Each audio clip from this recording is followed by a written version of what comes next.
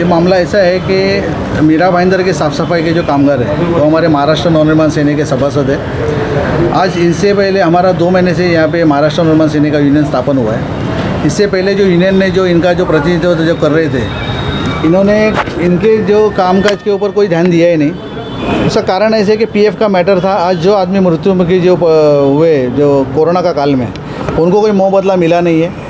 और इनका एक ऐसा ही जो सुपरिटेंडेंट ऑफ इंस्पेक्टर जो थे वार्ड वाइज, उनका ऐसा कहना था उनके चाचा भतीजा को सबको काम पे लगा, उनका पंचिंग बराबर हो रहा है और जो काम करके जो पंचिंग करे उसका पंचिंग ही नहीं हो रहा है। तो वो हमने पानपट्टे साहब को इसके बारे में हमने जाप पूछने के लिए किया था और उनको हमने आज 4 पत्र देने के बाद में भी उनका कोई जवाब नहीं आया। इसके लिए आज हम लोग ने उनको घेराव किया है और घेराव उनको ऑफिस से बाहर निकलने को नहीं दिया हम लोग ने।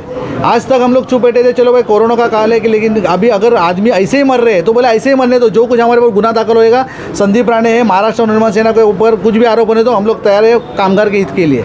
मैंने पानपट्टे साहब को यही बोला कि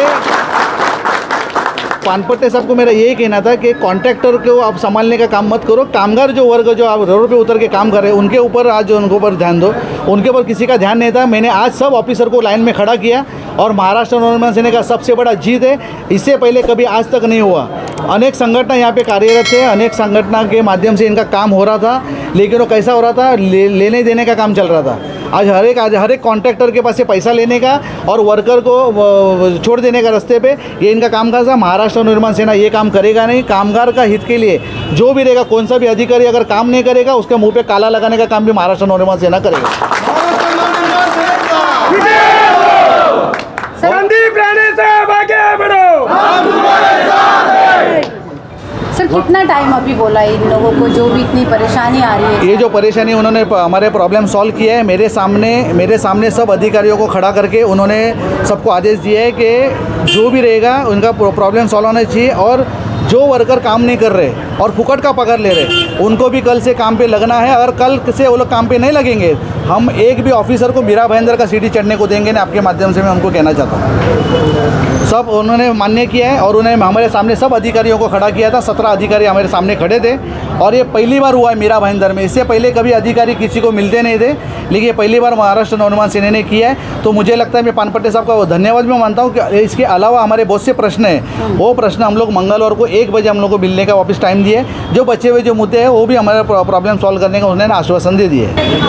स्वागत है आपका रूबरू में आपके साथ। मैं हूं नगमा खान। मन से इस तरह के जो काम करी वो बहुत अच्छे काम करी और दूसरे भी जो भी दूसरी पार्टी के नेता हैं जो आज पद पर भी है और सत्ता में है, जो वो शायद कहीं ना कहीं ऐसी हो रही है कि वो अपने कान पर जूं भी नहीं रहेंगी और इस तरह के जो रोज़ मन से लेके आ रही है या खुद कर्मचारी हैं सफ़र कर रहे हैं, जैसे चाहे फिर वो दिव्यांग लोगों का किस्सा हो, चाहे फिर वो ब्लाइंड होते उनका किस्सा हो, ये सारी चीज़ें नगर पालिका में दिन पे दिन बढ़ती जा रही है और इस पर सुनवाई होने के नाम पर सिर्फ धक्के पे धक्के दिए जाते हैं। ये सारी चीज़ें आज जिस तरीके से संदीप राणे जी आए और वो आते ही रहते हैं कोई ना कोई मुद्दा लेकर लोगों का, इस तरीके से आज जो नगर पालिका के को घेर के रखा था इन लोगों ने सारे कर्मचारियों से, तो इस तरीके के जो सारी चीज़ें हो रही हैं, ये आगे से अधिकारी अगर अपनी जिम्मेदारी सोचे तो ये कभी भी इन लोगों को इतनी परेशानी नहीं उठानी पड़ेगी जो आज ये सफ़र कर रहे हैं।